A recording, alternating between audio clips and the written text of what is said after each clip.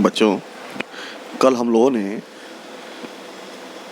Alcohol का निर्माण पढ़ा था, औद्योगिक निर्माण, जिसमें मेथिल अल्कोहल का निर्माण हम लोगों ने पढ़ा था लकड़ी के भंजक आसवन से, और एथिल अल्कोहल का औद्योगिक निर्माण था शीरे से। तो हम शीरे से एथिल अल्कोहल का निर्माण एक बार फिर से चर्चा कर लेते हैं। तो ये जाने पहले कि शीरा होता क्या है। तो गन्ने के रस से शक्कर प्राप्त करने के बाद जो गाढ़े भूरे रंग का अपशिष्ट पदार्थ शेष बचता है उसे शीरा कहते हैं। शीरे में किण्वन योग्य लगभग 30 से 40% शक्कर होती है। शीरे से एथिल अल्कोहल का निर्माण कुछ निम्न पदों में होता है। सबसे पहला पॉइंट है, जिसको हेडिंग के रूप में आप लोग लिखेंगे, शीरे का तनुकरण एवं किण्वन। यहाँ नाम में ही पता चल रहा है तनु करना, शीरे को तनु करना है। तो शीरे को छिछले तालाबों में यानी कम गहरे तालाबों में भर देते हैं और इसमें इतना पानी मिलाते हैं कि शक्कर की सांद्रता लगभग 10 से 12% रह जाए। सांद्रता हमें कम रखनी है। अगर हम सांद्रता बढ़ा देते हैं या ज़्यादा हो जाती है तब उसमें यीस्ट अर्थात एंजाइम क्रिया नहीं करते हैं, इसीलिए हमें शीरे के विलयन को तनु करना पड़ता है। तो शीरे को छिछले तालाबों में भरकर इसे इतना तनु करते हैं कि उसमें शक्कर की सांद्रता लगभग 10 से 12% हो जाए। अब इस विलयन में सांद्र H2SO4 मिलाते हैं, उसकी थोड़ी मात्रा मिलाते हैं, जो शीरे के तनु विलयन में उपस्थित कीड़े मकोड़े आदि को नष्ट कर देता है। अब इस विलयन में यीस्ट तथा यीस्ट का भोजन जैसे अमोनियम फास्फेट हुआ, अमोनियम नाइट्रेट हुआ, इनको मिलाकर विलयन को यानी मिश्रण को कुछ दिनों के लिए खुला छोड़ देते हैं। अब यीस्ट में उपस्थित इन्वर्टेस एंजाइम शक्कर को ग्लूकोज और फ्रक्टोज में परिवर्तित कर देता है। इसे कहते हैं जल अपघटन, ठीक है। जबकि जाइमेस एंजाइम ग्लूकोज अथवा फ्रक्टोज को एथिल अल्कोहल तथा CO2 गैस में किण्वित कर देता है।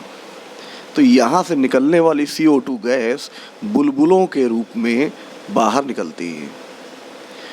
जब ये बुलबुले निकलने बंद हो जाते हैं तब किण्वन की क्रिया पूर्ण हो जाती है। तो बुलबुले निकलने को ही कहते हैं फर्मेंट करना, और इसी कारण इस क्रिया का नाम हुआ फर्मेंटेशन। क्लियर हो गया। अब जो बुलबुले निकलने बंद हो जाते हैं तब उसमें देखते हैं कि अल्कोहल की सांद्रता लगभग 10% रहती है। तो इस तनु विलयन को हम कहते हैं वाश। क्लियर हो गया। तो इसमें जो रिएक्शन है, आपको 2 रिएक्शन लिखनी है, जिसमें सुक्रोज का सूत्र लिखेंगे C12H22O11 प्लस H2O, और इन्वर्टेस एंजाइम की प्रेजेंस में ये क्रिया होगी और इससे 2 अणु बनेंगे। एक बनेगा ग्लूकोज C6H12O6 और एक बनेगा फ्रक्टोज C6H12O6। फिर इसके बाद दूसरी रिएक्शन होगी, ग्लूकोज या फ्रक्टोज के सूत्र को लिखेंगे C6H12O6 और ये जाइमेस एंजाइम इसको फर्मेंट करेगा। 2C2H5OH बनेंगे और 2CO2 ये बुलबुलों के रूप में बाहर निकलता रहेगा। तो इस प्रकार से जो 10% एथिल अल्कोहल का जली विलयन बना है उसे कहते हैं वाश। अब अगली हेडिंग पड़ती है वाश का आसवन।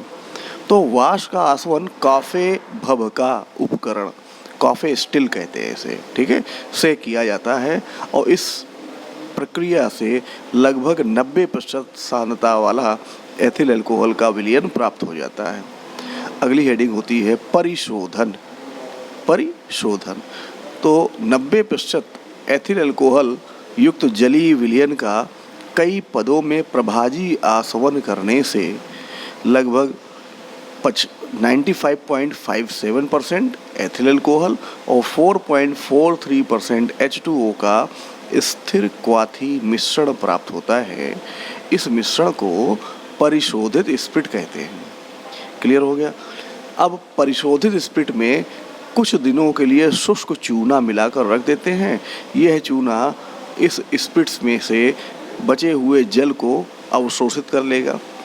कुछ दिनों बाद इस विलयन को छान लेंगे और इसका आसवन कर 100% शुद्ध एथिल अल्कोहल बना लेते हैं। इस 100% शुद्ध एथिल अल्कोहल को परिशुद्ध अल्कोहल अर्थात एब्सोल्यूट अल्कोहल कहते हैं। क्लियर हो गया? तो ये था शीरे से एथिल अल्कोहल का निर्माण। अब हेडिंग है, यानी दूसरा हम निर्माण करेंगे स्टार्च से एथिल अल्कोहल का निर्माण। तो बच्चों सभी को मालूम होगा कि स्टार्च हमको कहाँ कहाँ से मिलता है। तो स्टार्च के मुख्य स्रोत क्या हैं? गेहूँ, चावल, मक्का, जौ, बाजरा, आलू, ये सब स्टार्च के मुख्य स्रोत हैं। तो स्टार्च से एथिल अल्कोहल का निर्माण निम्न पदों में किया जाता है।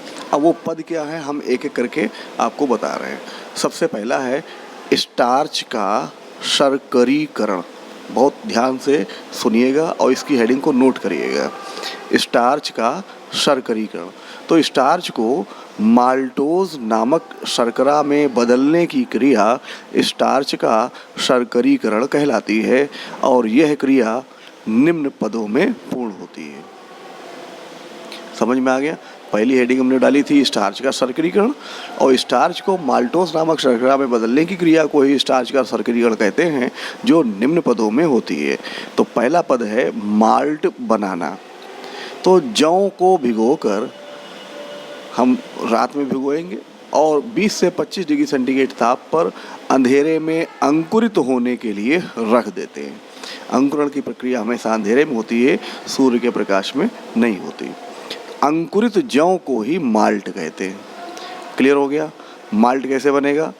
जौ को भिगोकर 20 से 25 डिग्री सेंटीग्रेड ताप पर अंधेरे में अंकुरित होने के लिए रख देंगे और अंकुरित जौ को ही माल्ट कहते हैं। अब इसके बाद दूसरा पॉइंट है माल्ट निष्कर्ष बनाना। तो अंकुरित जौ को थोड़ा थोड़ा कूच लेंगे और उसे जल के साथ 50 से 60 डिग्री सेंटीग्रेड पर उबालेंगे और उसे छान लेंगे। इस प्रकार जो छनित मिलेगा लिक्विड उसे कहते हैं माल्ट निष्कर्ष। इसमें डायस्टेस नामक एंजाइम होता है। अब जो बच गया है ठोस मटेरियल वो क्या है? क्योंकि उसी में तो स्टार्च है। तो नेक्स्ट हेडिंग है मैश बनाना। तो स्टार्च युक्त पदार्थ यानी कुचा हुआ जो हमें जौ था वो को जलवाष्प तथा उच्च दाब पर गर्म करते हैं। यानी स्टार्च युक्त पदार्थ को जलवाष्प के साथ उच्च दाब पर क्रिया कराते हैं, जिससे स्टार्च के कणों की कोशिका भित्ति फट जाती है और स्टार्च बाहर निकल आता है और जल में मिलकर लेई जैसा पदार्थ बना लेता है। इसे ही मैश कहते हैं। ठीक है? तो ये स्टार्च का शर्करीकरण 3 स्टेप में पूरा होता है। पहला है माल्ट बनाना, दूसरा है माल्ट निष्कर्ष बनाना, तीसरा है मैश बनाना। क्लियर हो गया? अब सेकेंड स्टेप में आते हैं जल अपघटन। जल अपघटन क्या है? तो हमने जो मैश लिया था, जो मैश बनाना था, उसके बाद का पॉइंट है ये जल अपघटन। तो मैश को 50 डिग्री सेंटीग्रेड पर गर्म करेंगे, यानी लेई जैसे पदार्थ को हम 50 डिग्री सेंटीग्रेड पर गर्म करके इसमें माल्ट निष्कर्ष मिला देंगे। तो माल्ट निष्कर्ष हमने वो छनित बनाया था जिसमें डायस्टेस एंजाइम था। तो मैश को 50 से 60 डिग्री सेंटीग्रेड पर गर्म करके इसमें माल्ट निष्कर्ष मिला देते हैं और लगभग आधे घंटे में माल्ट निष्कर्ष में उपस्थित डायस्टेस एंजाइम माल्टोज स्टार्च को माल्टोज शर्करा में बदल देता है। समझ में आ गया? तो स्टार्च का सबको फार्मूला मालूम है, C6H10O5 का होल N, इसके आगे 2 लिख देंगे, 2 molecule plus NH2O। Diastase enzyme की उपस्थिति में रिएक्शन होती है और N मॉलिक्यूल्स C12H22O11 ये माल्टोज का फार्मूला है के बन जाएंगे। तो ये जल अपघटन यानी पहली हेडिंग पूरी हुई। पहली हेडिंग के क्या क्या थे? माल्ट बनाना, फिर माल्ट निष्कर्ष बनाना, मैश बनाना और जल अपघटन। अब सेकंड है किण्वन, फर्मेंटेशन। तो स्टार्च के शर्करीकरण से प्राप्त माल्टोज विलयन में यीस्ट मिलाकर इसे कुछ दिनों तक कमरे के ताप पर रख देते हैं। जिससे यीस्ट में उपस्थित माल्टेस एंजाइम माल्टोस शर्करा को ग्लूकोज में बदल देता है और जाइमेस एंजाइम ग्लूकोज को एथिल अल्कोहल तथा CO2 में बदल देता है। यह CO2 बुलबुलों के रूप में विलयन से निकलती रहती है और जब बुलबुले निकलने बंद हो जाते हैं तब किण्वन की प्रक्रिया पूर्ण हो जाती है। अब यहाँ पर फार्मूला यानी समीकरण देखेंगे C12H22O11 प्लस H2O और माल्टोस एंजाइम की उपस्थिति में ये क्रिया हो रही है, नहीं माल्टेस एंजाइम की उपस्थिति में ये क्रिया हो रही है और 2 मॉलिक्यूल ग्लूकोज के बनेंगे यहाँ पर 2C6H12O6। अब सेकंड जो रिएक्शन है वो ग्लूकोज को लिखते हैं कि C6H12O6 और जाइमेस एंजाइम की प्रेजेंस में ये रिएक्शन होगी तब बनता है 2C2H5OH प्लस 2CO2। क्लियर हो गया। तो यहाँ पर जो एथिल अल्कोहल का विलयन मिला है ये होता है 10% सांद्रता वाला अल्कोहल, इसे वाश कहेंगे। अब यहाँ से वो सारी प्रक्रिया वही है जो सीधे से आपने पढ़ी थी कि वाश का आसवन, तो वाश का आसवन काफे भभका उपकरण से करते हैं जिससे लगभग 90% सांद्रता वाला एथिल अल्कोहल का विलयन प्राप्त हो जाता है।